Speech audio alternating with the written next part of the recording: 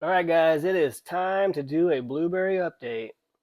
Here's the video I posted. This is actually the update. So this was not the one where I actually planted it, but this was 1 year later to show the update, if it was still alive or not. So now we are on year, I guess this is the third video, but technically it's year 2 they've been in the pot in Phoenix. So I have learned so much more information about blueberries now, and I think I have it figured out. And I'm actually going to do a test pretty soon to know for sure. So if you're interested in that, subscribe to the channel because that's coming up. I'm going to do 2 blueberry plants side by side. I'm going to test my theory, and we're going to see what happens. But let me just point a few things out. So there was 3 plants in here, and if you can see here, there was this twig that was almost basically dead. You can see it's kind of hard to see in the video on the screen, but there's another one here, and there's some more dead here. But all 3 plants made it. Okay, so going into year number 2, I noticed that the soil was actually too acidic, and I had to start watering with regular water to get the pH of the soil back up. So I put it off into the corner of my yard, way in the shade, way in the back corner behind a citrus tree where it wouldn't get just a little tiny bit of sun.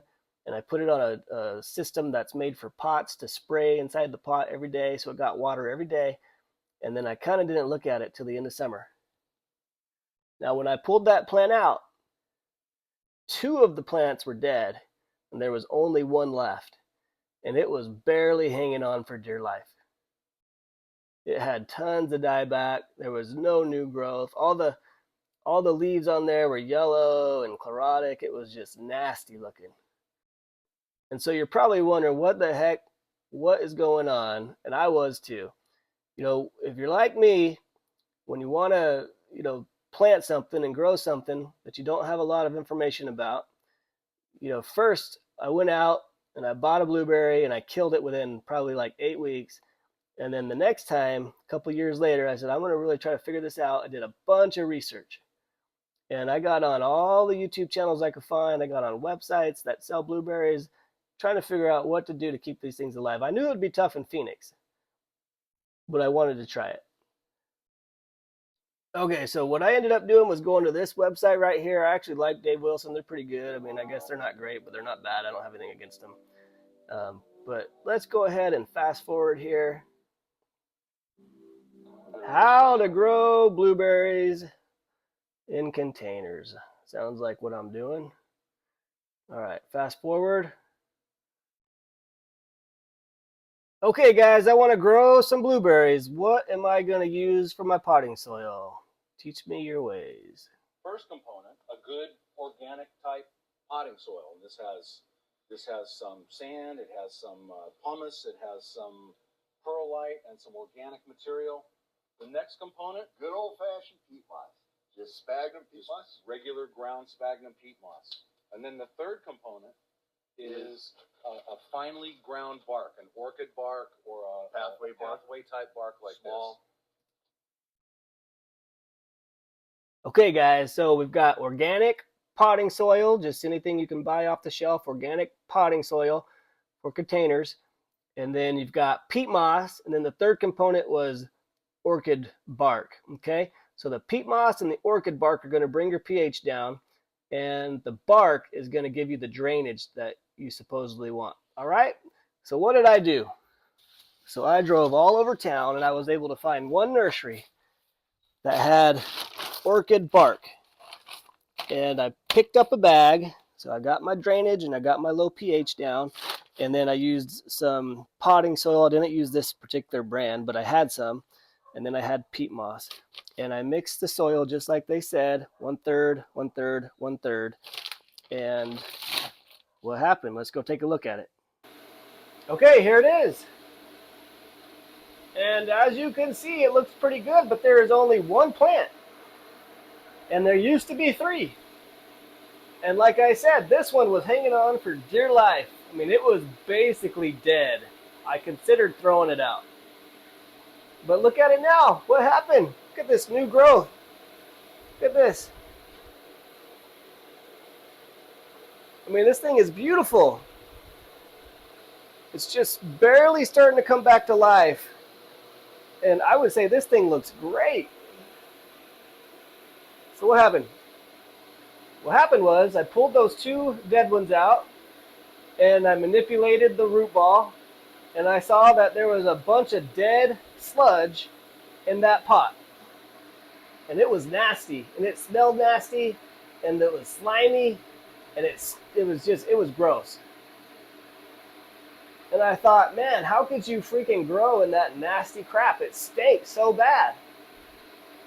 So then I got on the YouTubes, started doing some more research, found a guy in California called Gary's Best Gardening, and he taught me all about soil, and he basically changed my gardening life. So I took him up on his offer. I ditched the 2 dead ones, and then I potted this other one that was still barely alive. I mean, it was chlorotic. I had dieback everywhere. It was gross. And I potted it into the soil mix that he recommends. And basically, it's just 2 ingredients. I use 3 just to make it a little lighter, but it's 50% peat moss and 50% pumice, large, coarse pumice. And you can substitute a little bit of pumice for perlite if you want. I don't know if there's perlite. I think this is actually all pumice. Yeah, it looks like it's all pumice. But if you want to put a little bit of perlite in there, the large perlite, you can. It makes it a little bit lighter. Perlite's a little bit lighter than pumice.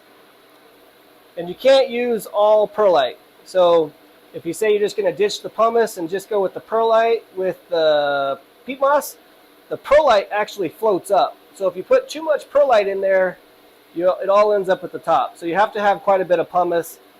Even if you want to use a little perlite to make it lighter, you have to have the majority of it pumice. So here it is. And you can see where I cut it back. Let's see, you can see where cut back there, cut back there, cut back there. That was all the stuff that was dead. I think there's another one in here somewhere. Right there. So that was all dead stuff. So everything you're seeing now is new growth. It is looking good. It is looking healthy. Let's go take a look at the ones in the raised bed. Gotta lock this because I got young kids by the pool.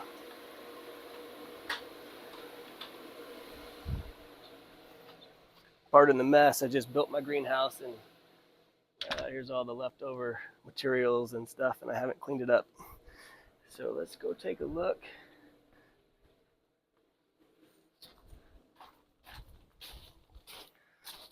Okay, so these are the 2 blueberries that are in the raised bed. This first one, this was the smaller of the 2 that I bought. It was actually just a little tiny plant when I bought it. It was about this big, maybe 12 inches or something. So it's actually looking pretty good. Don't mind this. This is a raspberry. Barely struggling for dear life. I haven't taken on raspberries yet. I just haven't had the time to research that one. But it's kind of in the way, so it's blocking our view. So back to the blueberry. All right. So here she is, looking pretty good. No fruit, but this was not really amended soil. It was just thrown in a garden bed, and that's pretty much it. We still have a few flowers. We might get some fruit. I don't see any fruit yet though. And then here's the bigger of the 2. And there's not a ton of leaves on them. They just barely started to leaf out not too long ago. So they're still in the process of leafing out. So these are going to get a lot fuller. And this one actually has fruit.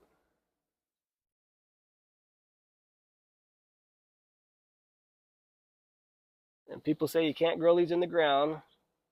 You have to do them in a pot here. Well, so far this will be year number 2. And they're looking pretty good. Not terrible, but not great, but not terrible.